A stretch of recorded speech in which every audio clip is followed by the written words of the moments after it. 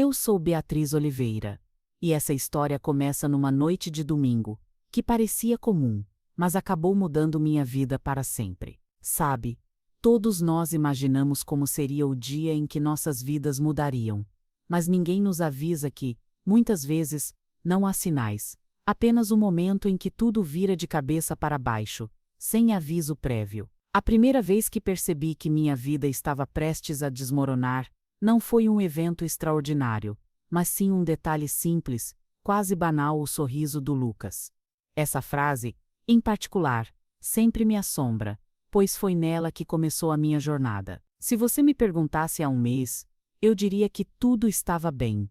Eu tinha uma vida razoavelmente normal, um emprego estável no banco, uma casa que compramos com tanto esforço, e um relacionamento com meu pai e minha irmã que, embora distante, era funcional. Mas como a maioria das coisas em nossa vida, o que parecia normal estava prestes a ser quebrado, não por um choque externo, mas por uma mentira bem construída, uma que vinha sendo armada, dia após dia, sob o mesmo teto onde eu vivia. Tudo começou com um simples jantar em família, como qualquer outro.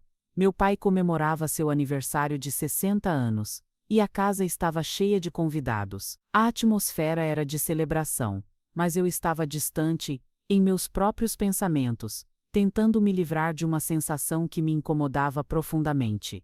Eu não sabia exatamente o que era, apenas sentia que algo estava errado. E foi quando Lucas, o novo namorado da minha irmã, Amanda, se aproximou de mim com aquele sorriso exagerado que me senti pela primeira vez desconfortável. Lucas não era um desconhecido, mas nunca o havia visto tão confiante. Ele era, à primeira vista, o tipo de cara charmoso, o tipo que sabe como se vender. Durante a noite, ele fazia discursos sobre sua carreira como artista digital, mas havia algo nos detalhes de suas palavras que não se encaixava. Ele falava de grandes projetos, de oportunidades revolucionárias, mas quando eu o pressionava, ele evitava dar respostas diretas. Algo dentro de mim me dizia que ele estava vendendo uma mentira muito bem ensaiada. No entanto, o maior golpe veio não da conversa, mas de um momento que parecia trivial na hora, mas que agora, olhando para trás, vejo como uma jogada estratégica. Meu pai, normalmente tão cauteloso com as finanças, anunciou durante o jantar que Lucas, aquele meratista com grandes projetos, iria morar conosco. Ele olhou para mim enquanto dizia isso, como se me testasse.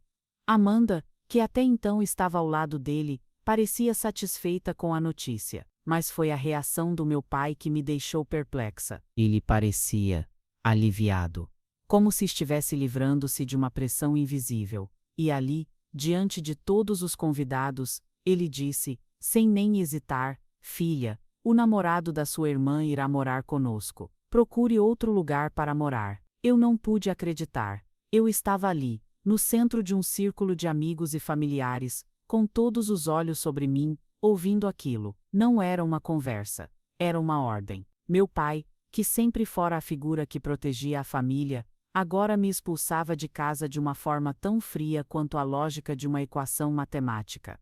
As palavras dele ressoaram em minha cabeça, mas a reação que seguiu foi ainda mais inesperada. No fundo, eu sabia que aquela frase era apenas o começo de algo muito maior. Ninguém imaginava o que eu faria, nem mesmo eu. Mas o que se seguiu foi uma decisão que tomaria nos próximos 182 dias e que mudaria tudo. Em um movimento que me parecia impensável na hora, saquei um envelope da minha bolsa. Coloquei na mesa, bem em frente ao meu pai, e disse: "Eu não tenho dinheiro para sair daqui, pai. Gastei tudo no mês passado comprando essa casa." A expressão do meu pai foi algo que nunca poderei esquecer. Era como se o chão tivesse sumido debaixo de seus pés. O silêncio que se seguiu foi pesado. Amanda tentou disfarçar o desconforto, mas o olhar de Lucas, que estava ali observando a cena, me fez entender algo. Eles já haviam planejado isso, mas o jogo havia mudado. Não era mais só sobre quem iria morar naquela casa. Agora, era uma questão de quem tinha o controle sobre ela. Eu não sabia ainda, mas a guerra estava prestes a começar, e tudo o que eu precisava fazer era continuar minha investigação. desconstruir as mentiras e dar um passo a mais a cada dia. Eu não tinha um plano, mas eu tinha algo que eles não tinham: a verdade. E foi assim, em meio a um jantar de aniversário, com a voz do meu pai ecoando na minha mente, que percebi que minha vida, aquela vida normal, estava prestes a ser destruída. E tudo o que eu poderia fazer agora era controlar a narrativa. Porque no final, quem controla a história, controla o futuro. Mas antes que eu continue, vou te pedir um favor: se você se identificou com a minha história, se também sente que algo em sua vida pode estar fora de lugar, inscreva-se no canal e ative as notificações. Não se esqueça de deixar seu comentário e me contar o que pensa sobre isso. No próximo capítulo, vou revelar como tudo se desenrolou nos dias que se seguiram e o que encontrei que mudou tudo. Você vai ver como cada detalhe que parecia insignificante se conectou para formar um quebra-cabeça que, no final, me fez entender o que estava realmente acontecendo sob o nosso teto. Eu queria acreditar que tudo estava bem, que era apenas uma discussão passageira, que meu pai não iria realmente me expulsar de casa. Mas, logo após aquela noite, eu percebi que não havia volta. A situação havia mudado. E a verdade, bem, ela sempre tem uma forma de se esconder atrás de cortinas finas, aguardando o momento certo para ser revelada. Mas quando ela aparece, não há mais como ignorá-la. Nos dias que se seguiram, as conversas em casa continuaram sendo superficiais, nada parecia fora do lugar. Mas ao mesmo tempo, eu não conseguia deixar de sentir que havia algo estranho no ar. O relacionamento entre meu pai, Amanda e Lucas parecia mais unido do que nunca. Eles falavam com frequência sobre futuro, sobre planos, mas as palavras pareciam vazias. Cada um tinha um papel a desempenhar, e eu estava começando a perceber que meu papel estava sendo gradualmente retirado de cena. Eu me perguntei por que meu pai, normalmente tão meticuloso com as finanças, estava se deixando envolver por Lucas. Algo estava errado, muito errado. Lucas não era o tipo de pessoa que eu acreditava que ele fosse. Sua história parecia boa demais para ser verdade. E Amanda, a minha irmã, parecia não perceber as armadilhas que estavam sendo postas diante dela. Mas o que mais me incomodava era o fato de que meu pai, que sempre fora tão cuidadoso com dinheiro, agora estava com os olhos vidrados por Lucas, e por alguma razão, estava confiando nele. E isso, mais do que tudo, me fez despertar. Foi aí que comecei a minha investigação. A primeira coisa que fiz foi buscar informações sobre Lucas. Ninguém sabia muito sobre o passado dele, e ele sempre evitava falar sobre sua vida antes de conhecer Amanda. Quando ele mencionava seu trabalho como artista digital, suas palavras eram sempre nebulosas. Falava de projetos inovadores, mas quando questionado sobre detalhes, ele mudava de assunto. Eu sabia que ali havia uma mentira esperando para ser descoberta. Foi então que eu comecei a cavar. Comecei a seguir o rastro de Lucas, não fisicamente, mas em suas redes sociais. E foi ali que tudo começou a fazer sentido. Lucas não era nenhum artista digital revolucionário como ele dizia. Seu Instagram estava cheio de fotos em locais luxuosos, mas os comentários eram sempre os mesmos poucos perfis. Comecei a perceber que ele havia usado o mesmo truque em várias cidades. Um relacionamento falso, uma história de projetos grandiosos que nunca se concretizavam, e a mesma rotina de mulheres de famílias estáveis que ele enganava com promessas vazias. A primeira ficha caiu quando encontrei perfis antigos de Lucas, perfis que ele havia abandonado, mas que ainda estavam na rede. O padrão era claro. Ele passava de cidade em cidade, arrumando uma nova vítima, uma nova história, e sempre saindo delas com alguma vantagem. Mas ele não estava sozinho. Ele tinha um cúmplice invisível, meu pai. E o que mais me assustava era a ideia de que meu pai havia caído na mesma armadilha. Foi quando encontrei a primeira carta de cobrança que tudo se revelou. Eu estava no quarto de meu pai, procurando algo que não sabia o que era, mas que sentia que deveria encontrar. E lá, caída atrás do criado mudo, estava a primeira pista. Era uma carta de cobrança do financiamento da casa. Não estava atrasado por alguns dias, mas por meses. Meu pai havia escondido isso de mim, e eu não fazia ideia de que as finanças da casa estavam em uma situação tão precária. A carta estava aberta, e o montante que ele devia era alto. Não era uma simples falha de pagamento. Era uma dívida que ele claramente não podia pagar. O que meu pai não sabia era que eu estava começando a entender a gravidade da situação. Ele havia mentido para mim.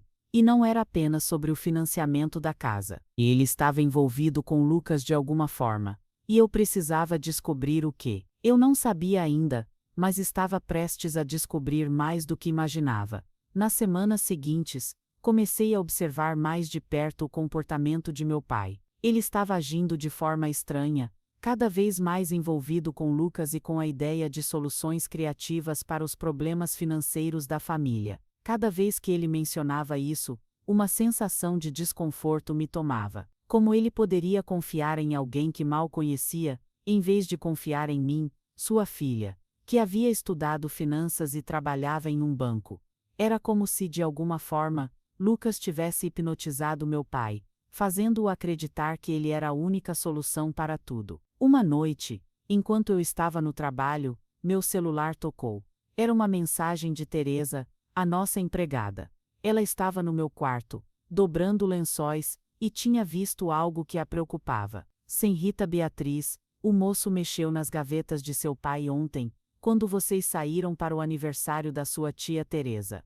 Aquela mensagem me fez gelar por dentro. Era claro, Lucas estava mexendo em documentos importantes, provavelmente procurando algo para manipular. Eu precisava agir rápido. Naquele mesmo dia, liguei para um advogado que eu conhecia, Daniel. E ele sempre teve uma visão clara sobre o que é certo e errado quando se trata de contratos e investimentos. Expliquei a situação, e ele sugeriu que fizéssemos uma investigação mais profunda. Você precisa saber onde está pisando, ele me disse.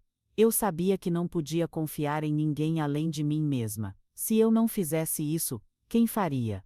Daniel me ajudou a obter os registros do cartório e, para minha surpresa, o que encontrei foi ainda pior do que eu imaginava. Meu pai havia refinanciado a casa várias vezes nos últimos anos, e o pior, havia uma cláusula de alienação no contrato. Se ele perdesse o pagamento de mais 3 parcelas, o banco poderia leiloar a casa, e eu não sabia disso. Meu pai havia colocado em risco não só a nossa casa, mas também o futuro de nossa família. Eu estava ficando sem tempo. As peças estavam se juntando, e eu precisava descobrir até onde Lucas estava envolvido nessa teia de mentiras. Se eu não fizesse nada, perderíamos tudo. E o pior, meu pai nunca saberia o que realmente estava acontecendo. Ele estava cegamente confiando em alguém que, na verdade, só queria tirar vantagem de sua vulnerabilidade. E agora, mais do que nunca, a luta para salvar a nossa casa se tornava pessoal. A verdade, como dizem, tem o poder de fazer você se sentir livre. Mas, antes de alcançar essa liberdade, ela geralmente nos faz passar por um inferno. E, honestamente, naquela noite, parecia que eu estava prestes a ser consumida por esse inferno. A manhã do dia seguinte começou de forma simples, como todas as outras, com uma xícara de café e a rotina tranquila. Mas algo dentro de mim me dizia que eu estava me aproximando de algo grande, algo que mudaria o curso da história. Eu já sabia que Lucas estava profundamente envolvido nas finanças da casa, mas o que eu não sabia era que ele estava mais perto de nos destruir do que eu jamais imaginaria. Eu sabia que tinha que confrontar meu pai, não havia mais como evitar, mas, ao mesmo tempo, senti um medo crescente dentro de mim, medo não do que ele poderia dizer, mas do que ele havia feito em silêncio. Ele nunca tinha me falado sobre as dívidas.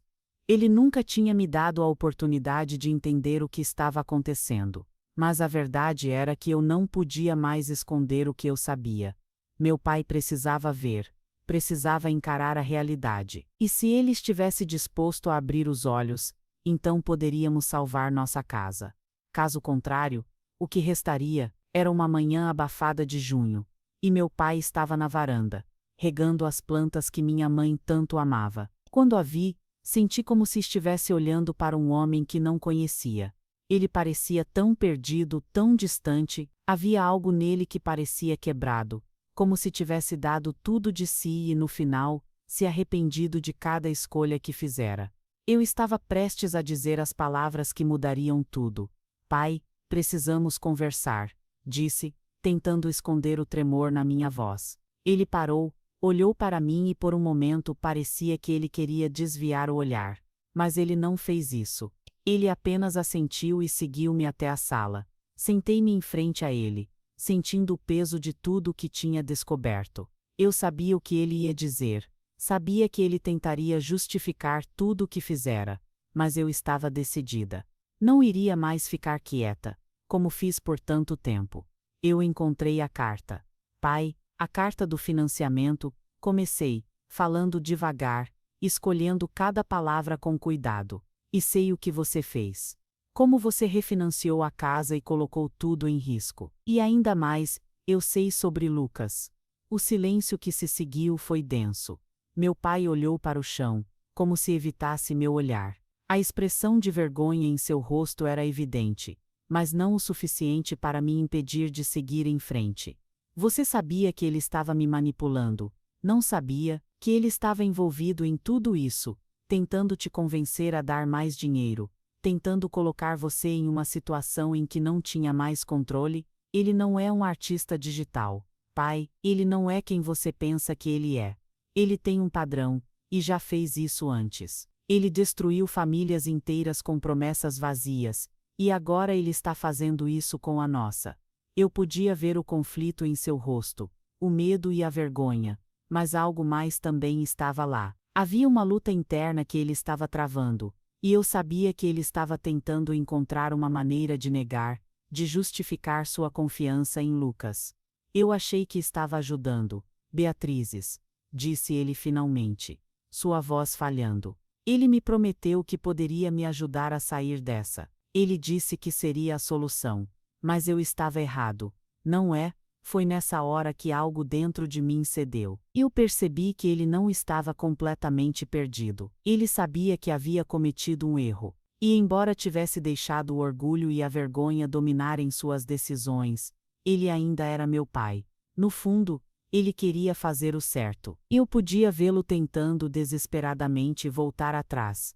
Mas o pior estava por vir. O pior era Lucas. E ele não estava disposto a sair sem lutar. Foi quando o vi pela primeira vez depois do confronto com meu pai.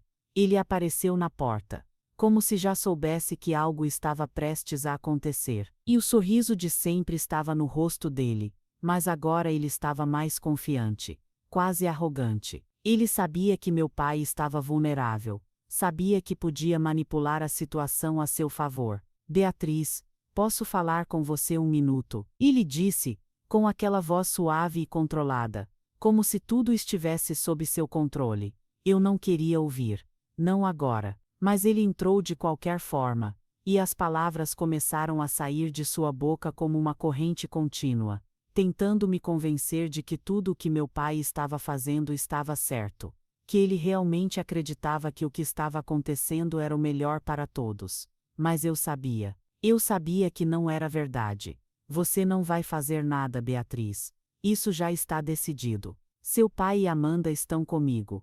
Você já perdeu. E se você for esperta, vai entender que sua luta contra mim não vai levar a nada. Vou continuar aqui. Você não tem poder. Ele disse, com aquele sorriso, como se estivesse apenas esperando que eu recuasse. Mas eu não recuei. Ao invés disso, me levantei e fui até a mesa, onde eu tinha colocado tudo o que encontrei até agora. As provas. Os documentos. Eu os puxei com força e os joguei sobre a mesa. Aqui está, Lucas. Aqui está tudo o que você não queria que ninguém soubesse. E isso, meu caro, é só o começo. Ele olhou para os papéis e sua expressão mudou. Pela primeira vez vi uma fraqueza em seu olhar. Ele tentou disfarçar, mas era claro, ele sabia que o jogo estava perdido. A mentira que ele tinha construído estava prestes a desmoronar. Você não pode fazer isso. E ele disse, a voz agora vacilante. Você já fez isso, Lucas. Você já destruiu tudo. Agora, eu vou reconstruir. E você vai pagar por tudo o que fez. Foi nesse momento que tudo mudou. Lucas não estava mais no controle. O poder havia se invertido. E ele estava encurralado. e pela primeira vez eu via meu pai realmente tentando se manter firme. Eu sabia que o caminho à frente não seria fácil, mas naquela hora, eu tinha o que precisava: a verdade. E a verdade é tudo o que você realmente precisa para vencer. Se alguém me dissesse que, após tantos meses de tensão e conflito, o alívio viria em uma noite de silêncio, eu teria rido. Achava que a resolução de tudo seria um grande espetáculo. Algo que faria as peças do quebra-cabeça se encaixarem em uma grande revelação. Mas a verdade é que, após o confronto com Lucas e a minha tentativa de forçar meu pai a ver o que estava acontecendo, eu não estava preparada para o que viria a seguir. A tensão na casa estava insuportável. Meu pai havia se retirado para o seu quarto, e Amanda, que até então estava ao lado de Lucas, parecia distante, quase perdida. O relacionamento deles estava se desintegrando diante dos meus olhos, mas não havia alegria na minha vitória. Quando você passa meses desconstruindo uma mentira, você começa a questionar o preço da verdade. A vitória, se é que se pode chamar assim, era amarga. Não havia aplausos, não havia gritos de vitória. Havia apenas uma tristeza silenciosa, como se todos estivessem perdendo algo. Eu não conseguia parar de pensar na situação. O que Lucas queria não era só dinheiro, era o controle. E ele estava começando a destruí-los, lentamente, um pedaço de cada vez. O plano que eu tinha para reconquistar minha família, para dar um passo atrás e recomeçar, estava sendo constantemente desafiado pela realidade. Mas o que eu não sabia naquela noite era que, por mais difícil que fosse, ainda havia uma chance de redenção. E foi justamente no momento em que a escuridão parecia engolir a todos nós que algo aconteceu. Algo que eu jamais poderia prever. Era tarde da noite, e eu estava sentada na cozinha, mexendo sem vontade na xícara de café que já estava esfriando. Eu precisava de um descanso, de algo para me distrair, mas nada parecia fazer sentido. Quando meu celular tocou, a tela iluminou meu rosto e tirou-me do torpor em que estava. Era Daniel, o advogado que eu havia contratado. Beatriz, você tem que ouvir isso. A situação do imóvel está pior do que imaginávamos. O banco está se preparando para leiloar a casa em 48 horas. E pelo que eu descobri, a dívida está além de qualquer renegociação possível. Você precisa agir agora, ou vai perder tudo. Aquelas palavras me congelaram. O chão parecia se abrir debaixo de mim, e eu quase deixei o celular cair da minha mão. Eu sabia que as coisas estavam complicadas, mas não sabia que estavam tão perto do fim. Eu tinha o prazo de 2 dias para salvar a casa, 2 dias para fazer o que parecia impossível. Eu olhei para a casa ao meu redor. Tudo o que havia sido conquistado, todos os momentos passados ali, tudo parecia prestes a ser consumido por uma dívida que meu pai havia acumulado sem me contar. Ele confiara em Lucas. Ele acreditara que, ao seguir as promessas daquele homem, estaria resolvendo seus problemas, quando, na verdade, estava nos empurrando para o abismo. E, no entanto, eu sabia que ele não tinha feito isso por mal. Ele fizera porque estava perdido, confuso e desesperado por uma saída. Mas eu não podia mais esperar. Foi aí que percebi que a única saída seria agir. Não havia tempo para lamentações. Eu não poderia deixar que a nossa casa, o único legado que restava da minha mãe, fosse levada embora por um erro que meu pai cometera. Eu tinha que tomar as rédeas. A primeira coisa que fiz foi ligar para o banco. Com minha posição no banco e o acesso que eu tinha, eu sabia que o processo poderia ser revertido. Era possível conseguir uma solução, uma renegociação, mas para isso eu precisaria da assinatura de meu pai. E foi aí que meu coração apertou, pois sabia que ele não estaria preparado para isso. O orgulho dele, a vergonha que ele sentia por estar em uma situação tão difícil, iriam dificultar essa conversa. Eu respirei fundo, preparei os documentos, e com uma sensação de urgência crescente, fui até o quarto dele. Ele estava sentado à beira da cama, olhando para o nada, com o semblante cansado. Nunca o vi tão pequeno, tão vulnerável. Eu sabia que ele não queria falar sobre o que havia feito, mas era preciso. Não havia mais espaço para omissões. Pai, precisamos conversar, disse, tentando esconder o tremor na minha voz. Ele me olhou sem realmente me ver, como se estivesse perdido em seus próprios pensamentos. Eu sabia que ele estava tentando se proteger de mais uma decepção. O silêncio que se seguiu foi pesado, mas eu sabia que não poderia fugir. Eu encontrei a carta. Pai, a carta do financiamento. Comecei, falando devagar, escolhendo cada palavra com cuidado. E sei o que você fez. Como você refinanciou a casa e colocou tudo em risco. E ainda mais, eu sei sobre Lucas. Ele ficou pálido. Seus olhos se arregalaram.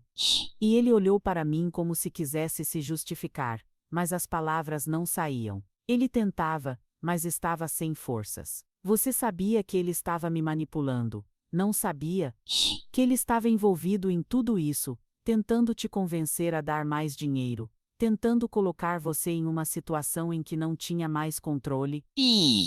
Ele não é um artista digital, pai. Ele não é quem você pensa que ele é. Ele tem um padrão, e já fez isso antes. Ele destruiu famílias inteiras com promessas vazias, e agora ele está fazendo isso com a nossa. Meu pai abaixou a cabeça, e uma lágrima escorreu de seu rosto. Eu não sabia o que fazer com aquilo, mas ao mesmo tempo, me sentia aliviada. Ele finalmente estava vendo a verdade, finalmente estava enfrentando o que tinha feito. Eu achei que estava ajudando. Beatrizes, disse ele, a voz fraca, quase quebrada. Ele me prometeu que poderia me ajudar a sair dessa. Ele disse que seria a solução, mas eu estava errado, não é? Eu não sabia como responder. Não era o momento para acusações, e as palavras me faltaram. Eu sabia o quanto ele havia se esforçado para dar tudo o que podia para nós, mas também sabia que às vezes, boas intenções podem nos levar para o caminho errado. A verdade, pai, é que precisamos lutar agora. Não por mim, nem por você, mas pela nossa casa, pelo que ainda temos de nossa mãe. Eu senti meu coração apertar, pois sabia que estava pedindo algo que ele não queria fazer, mas o que restava era isso: a casa, o futuro da nossa família, e as memórias que eu ainda guardava. Ele olhou para os papéis, hesitou por um momento, e então, com um suspiro, assinou. Eu confio em você, Beatriz. Faça o que for preciso, disse ele, as palavras carregadas de arrependimento. Eu respirei fundo, e a sensação de alívio foi instantânea, mas não durou muito. Eu sabia que a batalha estava longe de terminar, mas naquele momento, eu tinha uma oportunidade. Eu ainda tinha uma chance de reverter tudo, de salvar nossa casa, de reconstruir o que estava quebrado. No momento em que ele assinou, a pressão em meus ombros diminuiu, mas a sensação de que o caminho à frente seria longo e árduo não me abandonou. O banco me ajudaria, e as dívidas poderiam ser reestruturadas, mas a reconstrução emocional seria o maior desafio. O que aconteceria depois, com Lucas, com Amanda, com meu pai, eu não sabia, mas por agora, havia algo que eu podia controlar. Eu havia salvado nossa casa. Naquela noite, enquanto eu organizava os papéis e respirava aliviada, uma mensagem apareceu no meu celular. Era de Teresa. Senhorita Beatriz, Lucas veio aqui hoje, procurando algo. Ele parece desesperado. Eu sabia que isso ainda não havia acabado. Lucas não desistiria facilmente. Ele queria o que era nosso, e a luta estava apenas começando. Mas agora, ao menos eu estava preparada. Eu sempre pensei que, depois de tudo o que passei, o momento de salvação viria como uma espécie de vitória final. Eu imaginei que, quando finalmente salvássemos nossa casa, tudo se resolveria. Mas o que ninguém me contou sobre a verdadeira recuperação era que ela não era feita de grandes gestos heróicos ou de vitórias gloriosas. A verdadeira recuperação é um processo silencioso, feito de pequenos passos, de decisões diárias e de aprendizados que, muitas vezes, só vemos refletidos no espelho, muito tempo depois. O tempo passou, e os dias começaram a ganhar uma nova rotina. Meu pai, depois de tanto tempo evitando confrontos e decisões, finalmente começava a tomar as rédeas da casa novamente. Não de forma grandiosa, mas com as pequenas ações que faziam toda a diferença. Começou a cuidar das plantas que minha mãe sempre amou, e embora nada fosse exatamente igual, havia algo mais sólido no ar. Não éramos mais uma família com medo do que poderia acontecer amanhã, mas uma família que estava aprendendo a viver com o que tínhamos. Amanda, por sua vez, passou a ajudar mais em casa, mas como era de se esperar, ainda havia uma distância entre nós. Ela se afastou durante o processo, não querendo admitir que havia sido enganada, que também fora uma vítima. Foi doloroso, porque sabia que a confiança entre nós, construída durante tantos anos, estava fraturada. Mas no fundo, eu ainda acreditava que, com o tempo, haveria um caminho de volta. Um caminho onde poderíamos nos perdoar, onde poderíamos reconstruir não só as paredes da casa, mas também as paredes de nossa relação. Por algum tempo, continuei a ouvir rumores de que ele estava tentando envolver meu pai em novos esquemas financeiros, tentando manipular a situação mais uma vez. Mas ele não sabia que agora tudo estava diferente. O jogo de manipulação que ele tinha jogado tão bem até então já não tinha efeito. Quando ele apareceu na porta novamente, estava mais nervoso do que nunca, quase como um animal acuado. Olhou para mim, mas não disse nada. O sorriso que antes tinha se mostrado tão arrogante e confiante agora estava enfraquecido. Eu pensei que ia levar tudo de vocês, disse ele, quase como uma última tentativa de intimidação. Mas o que eu fiz foi simples. Eu olhei nos olhos e disse, sem hesitação, você não vai levar mais nada de nós, Lucas. A casa já foi salva. E você perdeu. Ele ficou quieto por um instante. E finalmente se virou, indo embora sem mais palavras. Eu sabia que a luta com ele não estava completamente resolvida, mas agora eu tinha o controle. Eu tinha o poder de tomar as decisões que realmente importavam para mim e para minha família. E o mais importante, eu sabia que não precisava mais carregar esse peso sozinha. No entanto, a verdadeira batalha não estava vencida apenas em um confronto direto. A maior batalha de todas estava em como voltar a acreditar, em como reconstruir não apenas as paredes de uma casa, mas as paredes quebradas da nossa família. E foi quando me dei conta de que a verdadeira lição dessa jornada não tinha a ver com a casa, nem com os documentos, nem com a vitória contra Lucas. A verdadeira lição foi entender que, para reconstruir, eu teria que ser paciente, teria que ouvir mais, perdoar mais, e acima de tudo, ter coragem para continuar mesmo quando os outros duvidassem de mim. Quando a última assinatura foi dada, e a última peça do quebra-cabeça se encaixou, eu não senti uma grande explosão de emoção ou a sensação de dever cumprido que eu esperava. O que eu senti foi uma paz silenciosa, uma paz que vem da aceitação de que, embora não possamos controlar tudo, sempre podemos controlar como reagimos diante das adversidades. A verdadeira força não estava em lutar contra tudo e todos, mas em saber escolher as batalhas certas. E essa, sim, era a minha maior vitória. Agora, com a casa novamente em segurança, com as cicatrizes começando a se curar, eu posso olhar para trás e ver a verdade mais clara do que nunca. A vida, às vezes, exige de nós mais do que estamos dispostos a dar. E mesmo quando tudo parece perdido, a chave para a verdadeira reconstrução está dentro de nós. Não podemos mudar o passado, mas podemos aprender com ele e seguir em frente, mais fortes e mais sábios. Essa jornada me ensinou algo que eu espero que você, que está ouvindo minha história, também leve consigo. A vida é imprevisível, cheia de surpresas boas e ruins, mas a maneira como enfrentamos esses desafios é o que realmente define quem somos. O segredo está em nunca desistir de si mesmo, em não se permitir ser quebrado, não importa o que aconteça. O futuro não está escrito. Ele é construído todos os dias por nossas escolhas, nossos atos, e principalmente por nossa coragem de seguir em frente. E por fim, quero pedir algo de você. Eu compartilhei minha história, e espero que ela tenha tocado algo em você.